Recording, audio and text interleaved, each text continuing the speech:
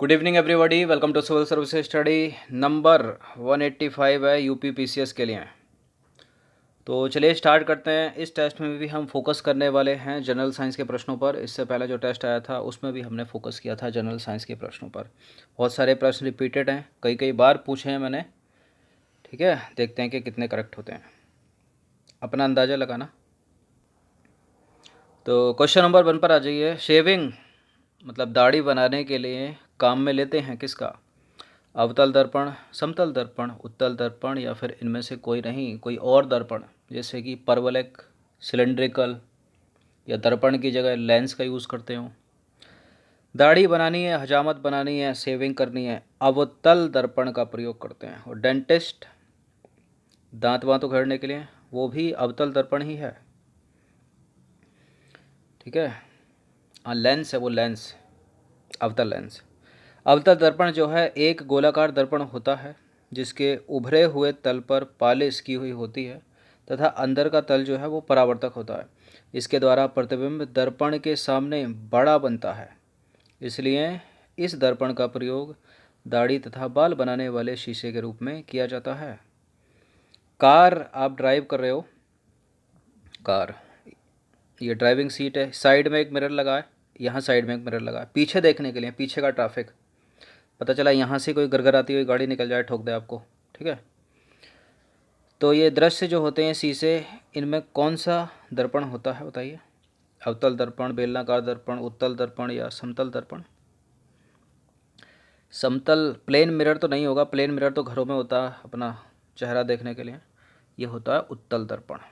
ठीक है, तो हजामत बनाने वाला अवतल हो गया।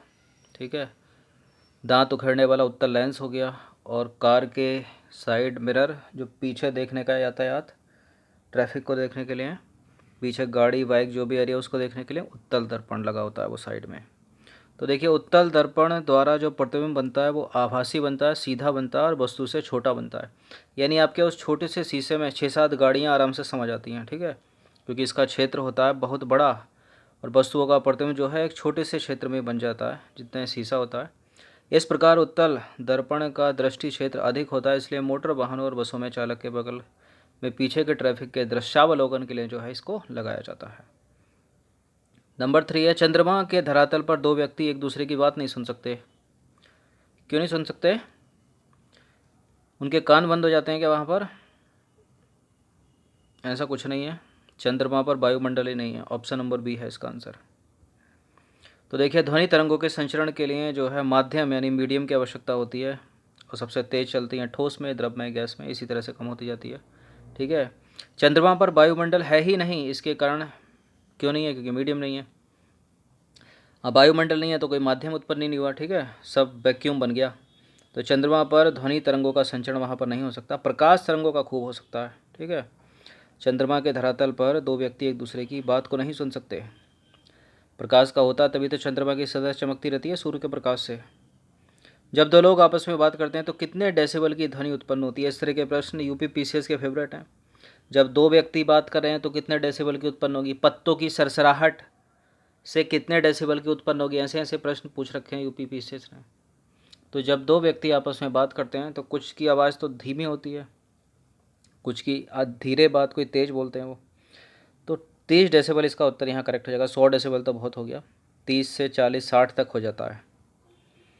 ठीक है, तो फुसफुसाहट में जो आवाज़ रहती है वो 15 से 20 डेसिबल तक होती है। साधारण बातचीत जो है 30 से 60 तक चली जाती है। किसी अर्धचालक का प्रतिरोध गर्म करने पर घटेगा, बढ़ेगा या स्थिर रहेगा बताइए? इनमें से कोई नहीं। किसी अर्धचालक का प्रतिरोध गर्म करने पर घट जाता है। ठीक है, तो देखिए अर्धचालक ऐसे ठोस पदार्थ हैं जिनकी विद्युत प्रतिरोधकता चालकों से अधिक परंतु कुचालकों से कम होती है। अर्धचालकों का प्रतिरोध ताप बढ़ाने पर कम होता है, उल्टा होता है। क्वेश्चन नंबर 6 पर आ जाइए। उचित रीति से कटे हीरे की असाधारण चमक का आधारभूत कारण क्या है? क्या कारण है? उसमें अति उच्च पारदर्शिता होती है, उसका अति उच्च अपवर्तनांक सूचकांक होता है, बहुत कठोर होता है और उसके सुनिश्चित विचलन का तल होता है। बताइए क्या है इसका आंसर? चलिए उचित रीति से काटे गए हीरे की असाधारण चमक का आधारभूत कारण बताइए। तो उसका अति उच्च अपवर्तनांक सूचकांक होता है। ऑप्शन नंबर बी है इसका आंसर। तो देखिए, हीरे के चमक का प्रमुख कारण होता है उसका पूर्ण आंतरिक परावर्तन, क्योंकि हीरे का अपवर्तनांक बहुत अधिक 2.42 होने के कारण इसका क्रांतिक कोण जो है वो केवल 24 डिग्री ही होता है। जब विशेष रूप से काटे गए हीरे के अंदर प्रकाश प्रवेश करता है तो हीरे के पृष्ठों पर बार बार पूर्ण आंतरिक परावर्तन होता रहता है। क्वेश्चन नंबर 7 पर आ जाइए। किसी वस्तु के त्रिविमीय प्रतिरूप को अंकित तथा पुनरावृत्त करने के लिए जो तकनीक उपयोग में लाई जाती है उसका नाम क्या है? उस तकनीकी का नाम क्या बताइए? उसको बोलते हैं होलोग्राफी। ठीक है, फोटोग्राफी नहीं है, लेक्सिकोग्राफी नहीं है, ऑडियोग्राफी नहीं है, होलोग्राफी। तो होलोग्राफी एक ऐसी तकनीक है जिसमें लेजर किरणों द्वारा की गई फोटोग्राफी से किसी वस्तु का त्रिआयामी चित्र बनाया जाता है। होलोग्राफी ध्वनि, प्रकाश या किसी भी तरंग के साथ कार्य कर सकती है।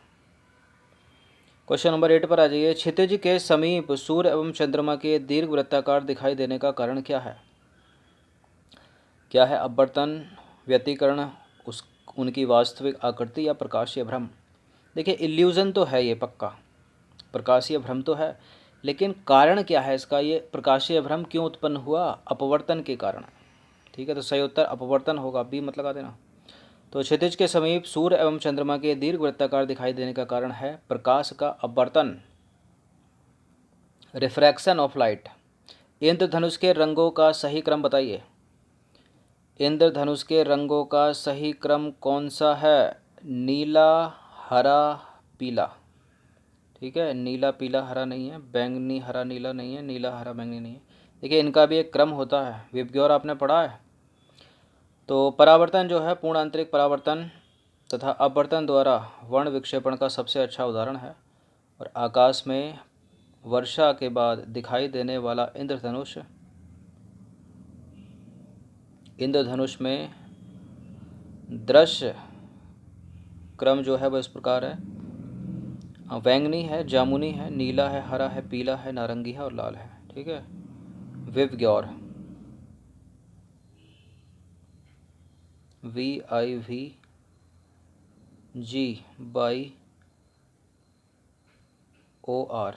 ठीक है। क्वेश्चन नंबर 10 पर आ जाइए। जल में वायु का बुलबुला किसकी भांति व्यवहार करता है? व्यवहार पूछ रहा है, ये नहीं पूछ रहा कि होता क्या है। तो जल में वायु का बुलबुला उत्तल होता है और अवतल लेंस की तरह व्यवहार करता है।